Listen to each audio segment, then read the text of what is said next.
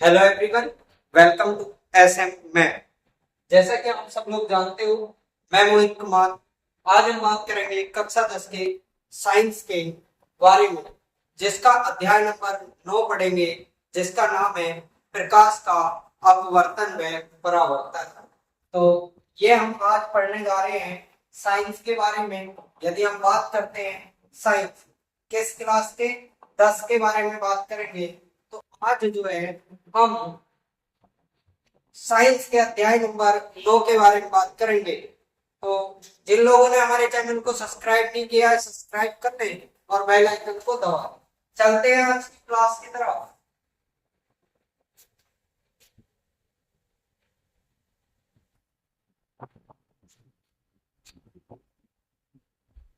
थोड़ा बड़ा कर लेते हैं, इससे आप सबको कोई दिक्कत नहीं होगी।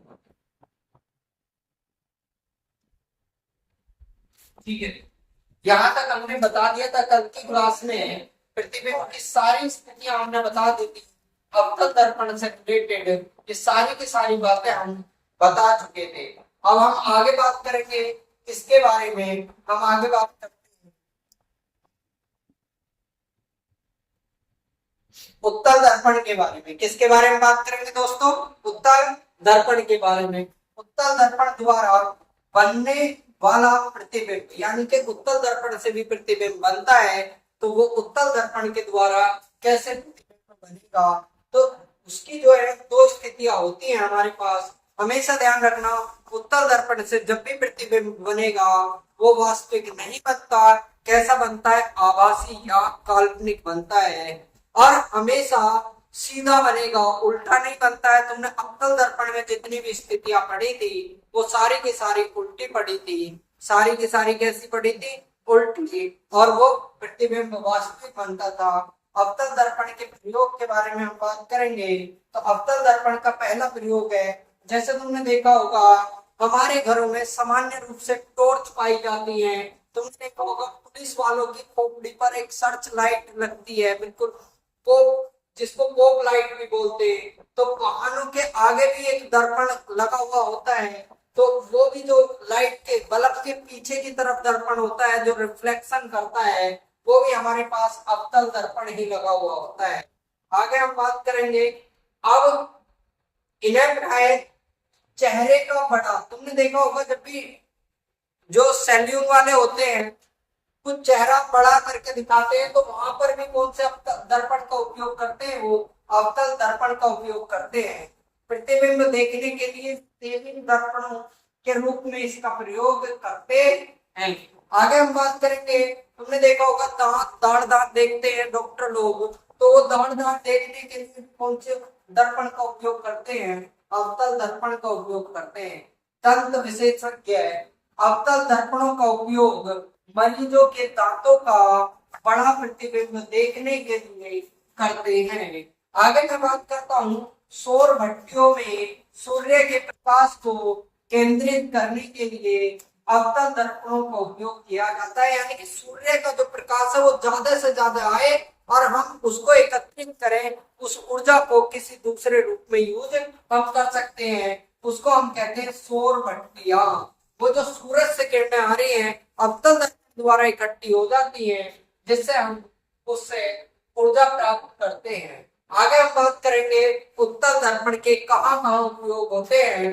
उत्तल दर्पण का उपयोग, पहला उपयोग पढ़ेंगे। उत्तल दर्पणों का उपयोग सामान्यतः वाहनों के साइड में पश्चिम दृश्य दर्पणों के रूप में किया जाता है। ठीक है मेरे भाई, आगे मैं बात करता हूँ।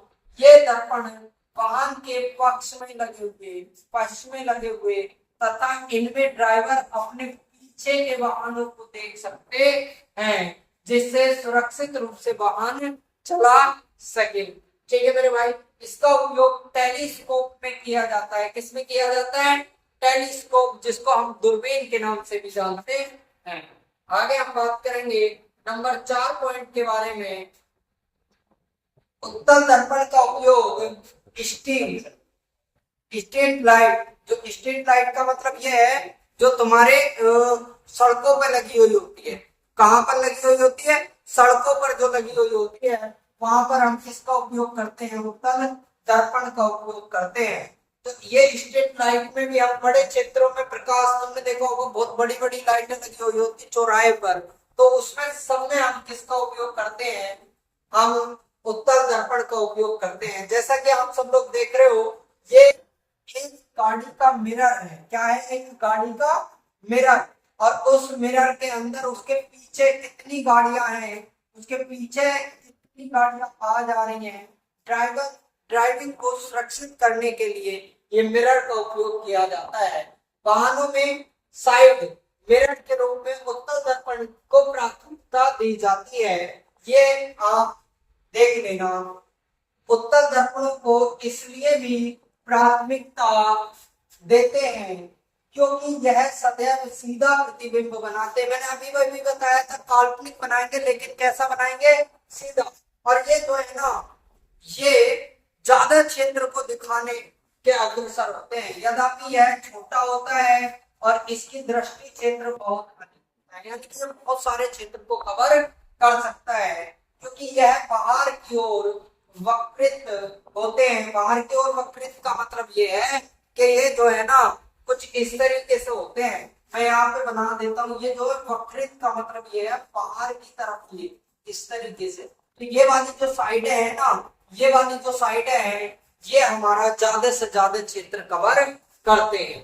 ठीक, अतः समतल दर्पण की तुलना में उत्तल दर्पण ड्राइवरों को अपने पीछे की वस्तु बड़े क्षेत्र को देखने के सामर्थ्य बनाते हैं, यानी कि बड़े से बड़ा क्षेत्र हम अच्छे से उसमें देख सकते हैं।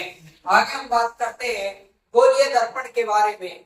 ठीक है मेरे भाई, देखो गोलीय दर्पण अच्छे से तुमने जाना है। गोलीय दर्पण कितने प्रकार का होता है, 2 प्रकार का, एक अवतल और एक उत्तल। एक परवलयाकार का और होता है, ये हम नहीं पढ़ते हैं, परवलयाकार के को नहीं पढ़ते।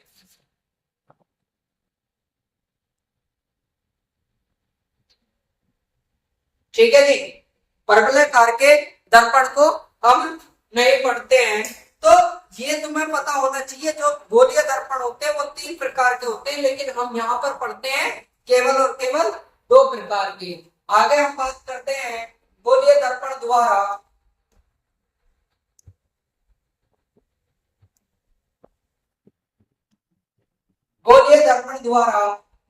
प्रतिबिंब का निरूपण, यानी कि गोलीय दर्पण के द्वारा जो प्रतिबिंब का निरूपण है उसके बारे में हम बात करेंगे।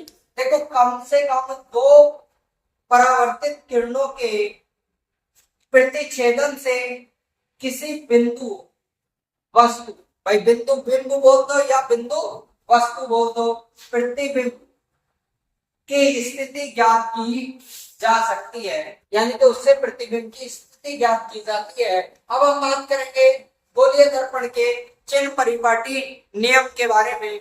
तो उसमें जो भी चर्चा वो थोड़ी सी चित्र के ऊपर जरूर करेंगे, और फिर उस चित्र के बाद हम इन पॉइंटों पर आएंगे। चित्र से जो है थोड़ा अच्छे से समझ में आ जाता है ना। हम चलते चित्र की तरफ, यहाँ पर ही चित्र होगा, ये रहा। ठीक, हम पहले इस वाले चित्र को समझेंगे और फिर इस चित्र से हम उन पॉइंटों को समझेंगे। ध्यान रखना, ये हमारे पास कौन सा दर्पण है, अवतल दर्पण है। अब अवतल दर्पण में हमेशा जो प्रतिबिंब है वो बाईं तरफ बनता है, दाईं तरफ केवल और केवल एक स्थिति में प्रतिबिंब बनता है, जब फोकस दूरी और ध्रुव के बीच वस्तु उपस्थित हो, तब हमारा जो प्रतिबिंब है वो हमारा मिरर के पीछे दाईं तरफ बनता है। आगे मैं बात करता हूँ, देखो अगर मिरर से दाईं तरफ दाएं भाग में कोई भी चीज आती है तो वो हमेशा धनात्मक आती है, और मिरर के जो भी कोई चीज बाईं तरफ आती है वो ऋणात्मक आती है। जैसा कि मैं यहाँ पे बात करता हूँ, भाई अवतल दर्पण की जो फोकस दूरी है वो हमारी तरफ, हमारे इस मिरर में, इस दर्पण में कहाँ की तरफ आती है, बाएं भाग की तरफ आती है। तो हम ये सारी चीजों को ऋणात्मक लेते हैं। कैसा लेते हैं दोस्तों, ऋणात्मक भाग बोला जाता है, और इस वाले भाग को बोला जाता है धनात्मक भाग। अगर कोई भी वस्तु ऊपर की तरफ है, ऊपर की तरफ वस्तु को हम धनात्मक लेते हैं, और नीचे की तरफ वस्तु या प्रतिबिंब को हम हमेशा ऋणात्मक लेते हैं। वस्तु की दूरी, जो वस्तु की दूरी होती है, बोले ये वस्तु मिरर से कितनी दूर रखी गई है, हम उसको U से डिनोट करते हैं। और प्रतिबिंब की दूरी, जो मिरर से प्रतिबिंब की दूरी है, उसको हम V से डिनोट करते हैं। ठीक है, आगे अगर मैं बात करता हूं तो वस्तु का जो साइज है, जो वस्तु की ऊंचाई है, तो उसे हम H से डिनोट करते हैं। एक चीज से और डिनोट करते हैं हम किससे, O से भी डिनोट करते हैं। O मतलब ऑब्जेक्ट, ऑब्जेक्ट मतलब वस्तु, हिंदी में क्या हो जाता है मेरे भाई, वस्तु। यहाँ पर जो प्रतिबिंब है, उस प्रतिबिंब की हाइट को हम H डैश से यूज करते हैं। अगर मैं बात करता हूँ तो इसे दूसरी चीज और जानते हैं, आई मतलब इमेज, इमेज मतलब प्रतिबिंब। ठीक है मेरे भाई, तो दर्पण के सामने वाले भाग में हम ऋणात्मक मान लेते हैं और दर्पण के पीछे वाले भाग में हम धनात्मक चीजें को लेते हैं। अब बात करते हैं चित्त परिपाटी के पॉइंटों के बारे में, ध्यान से देखेंगे। इसे नई चिन्ह परिपाटी भी कहते हैं। इस चिन्ह परिपाटी के अनुसार नंबर 1 पॉइंट देखेंगे। नंबर 1 पॉइंट में क्या है, दर्पण के ध्रुव, यानी कि जो बिल्कुल बीचों बीच बिंदु होता है उसको हम ध्रुव बोलते हैं, वो मूल बिंदु मानते हैं। क्या मानते हैं मेरे भाई, मूल बिंदु मानते हैं।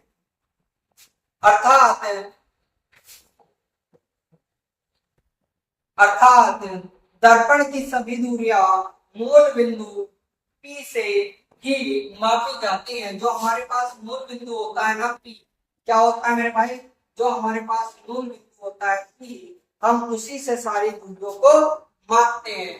ठीक मेरे भाई, आगे हम बात करेंगे नंबर 2 पॉइंट के बारे में। किसके बारे में, नंबर 2 पॉइंट के बारे में। ठीक, नंबर 2 पॉइंट में क्या है, बोले निर्देशांक ज्यामितीय पद्धति के अनुसार मुख्य अक्ष एक्स एक्स अक्ष ले लिया जाता है, यानी कि जो एक्स अक्ष होता है ना, उसके निर्देशांक लेते हैं हम। इसके निर्देशांक लेते हैं एक्स अक्ष के। नंबर 3 के बारे में बात करेंगे हम। बिंब सदैव दर्पण के बाईं ओर रखा जाता है।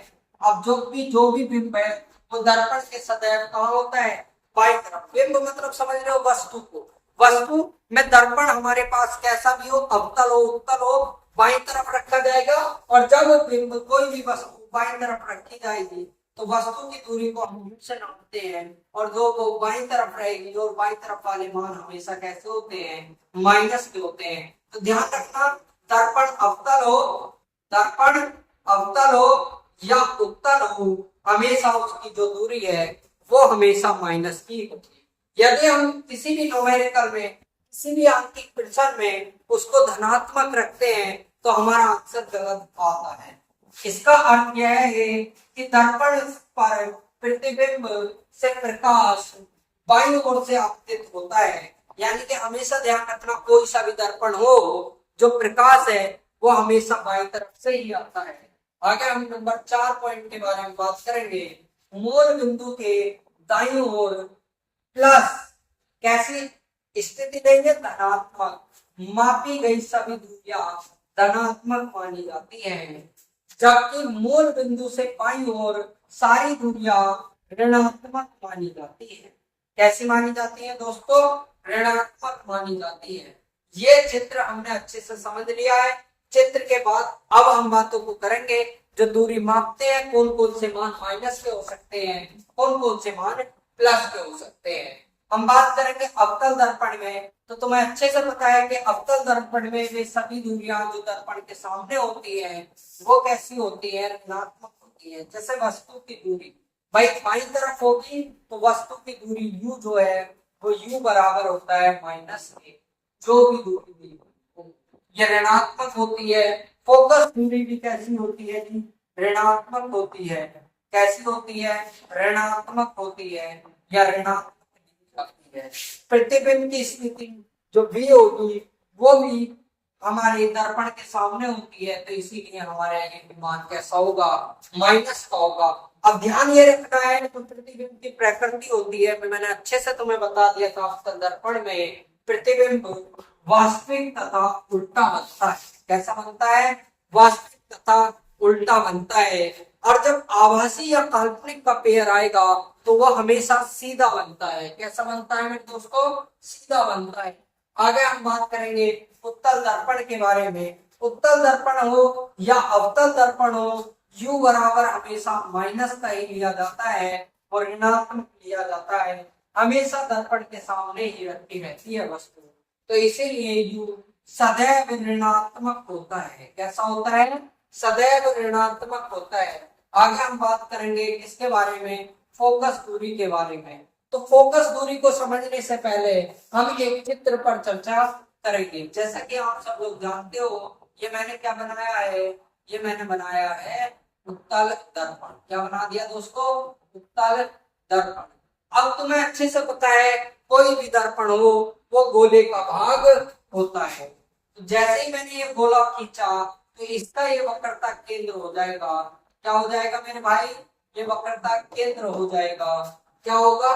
वक्रता केंद्र हो जाएगा। यहाँ पर बिल्कुल बीचों बीच एक वक्रता केंद्र हो जाएगा।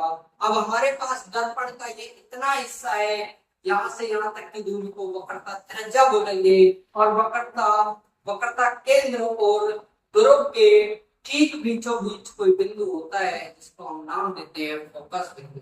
तो इसका जो फोकस बिंदु है वो इधर दाईं तरफ आएगा। वक्रता केंद्र जो है वो भी दाईं तरफ आएगा। और जब जो चीज दाईं तरफ आती है वह होती है धनात्मक ली जाती है, क्योंकि उत्तल दर्पण की वक्र त्रिज्या पीछे की ओर होती है, इसीलिए फोकस दूरी भी दर्पण से पीछे की ओर होती है। अच्छे से आपने चित्र से समझा। आगे बात करेंगे प्रतिबिंब की दूरी। तो प्रतिबिंब भी हमेशा ध्यान रखना इसके सारे के सारे दाईं ओर बनते हैं, तो इसीलिए इसमें भी का मान कैसा लिया जाता है? धनात्मक लिया जाता है। अब मैं बात करूंगा बिंब या वस्तु की दूरी के बारे में। बोलिए दर्पण में दर्पण के सामने रखी वस्तु तथा इससे ध्रुव के बीच की दूरी को बिंब की दूरी यानी कि U कहते हैं, जिसे हम U से दर्शाते हैं या U से प्रदर्शित करते हैं। प्रतिबिंब की दूरी की बात करेंगे।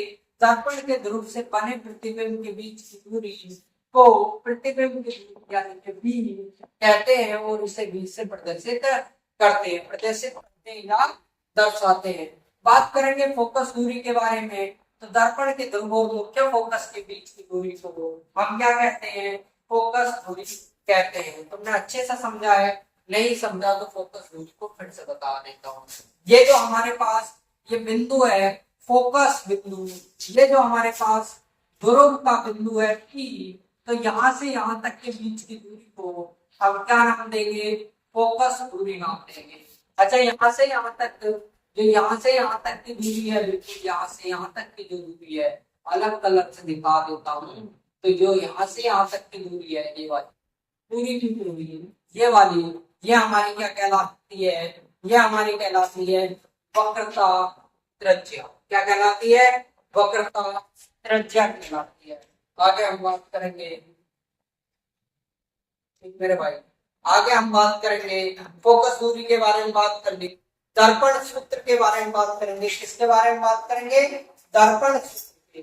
प्रतिबिंब की दूरी V का व्युत्क्रम तथा बिंब की दूरी का व्युत्क्रम का योग फोकस दूरी के व्युत्क्रम के योग के बराबर होता है। देखो प्रतिबिंब 1/V, क्या मेरे भाई? 1/V। आगे हम बात करेंगे बिंब यानी कि वस्तु की 1/U बराबर होगा 1/f, यानी कि फोकस दूरी के व्युत्क्रम के बराबर होता है। आगे हम बात करेंगे आवर्धन क्षमता, यानी कि किसी भी चीज की कितनी क्षमता होती है, किसी बिंब का प्रतिबिंब कितना गुना बड़ा या छोटा यह प्रतिबिंब की आवर्धन क्षमता कहलाती है। क्या कहलाती है? आवर्धन क्षमता कहलाती है। आगे हम बात करेंगे आवर्धन के लिए वस्तु या बिंब की ऊंचाई धनात्मक ली जाती है। हमेशा ध्यान रखना आवर्धन के लिए जो वस्तु की ऊंचाई, जिसको हमने h से लिखा था या O से लिखा था, आप उसको किससे डिनोट करते हैं? धनात्मक से डिनोट करते हैं, क्योंकि बिंब हमेशा मुख्य अक्ष के मुख्य मुख्य अक्ष के ऊपर और सीधा रखा जाता है। आभासी तथा सीधा प्रतिबिंब के लिए बिंब की ऊंचाई h डैश या I धनात्मक ली जाती है और वास्तविक और उल्टा प्रतिबिंब के लिए बिंब की ऊंचाई ऋणात्मक ली जाती है। बातों को ध्यान रखना, अगर वास्तविक और उल्टा है तो मैंने बताया था नीचे की तरफ बनेगा, और आभासी और सीधा है तो वो ऊपर की तरफ बनेगा, और नीचे की तरफ बनने वाले को हम कैसा लेते हैं, नीचे की तरफ वाले को ऋणात्मक लिया जाता है और ऊपर की तरफ वाले को ऊपर की तरफ बनने वाले को धनात्मक लेते हैं। कैसा लेते हैं, धनात्मक लेते हैं। आगे हम बात करेंगे आवर्धन के मान के बारे में बात करेंगे। किसके बारे में, आवर्धन के मान के बारे में बात करेंगे। तो आवर्धन के मान के यदि मैं बारे में बात करता हूँ तो आवर्धन के मान में धनात्मक मान बताता है कि प्रतिबिंब आभासी और सीधा है, ऋणात्मक मान बताता है कि प्रतिबिंब वास्तविक और उल्टा है। ध्यान रखना कि दोनों बातें बहुत ही मोस्ट इंपोर्टेंट है। जिन लोगों ने अभी तक हमारे चैनल को सब्सक्राइब नहीं किया है कृपया करके सब्सक्राइब कर लें, बेल आइकन को दबाएं और वीडियो को ज्यादा से ज्यादा शेयर करें। अब हम बात करेंगे प्रकाश के अपवर्तन के बारे में, कल बात करेंगे। Thank you very much for watching my video.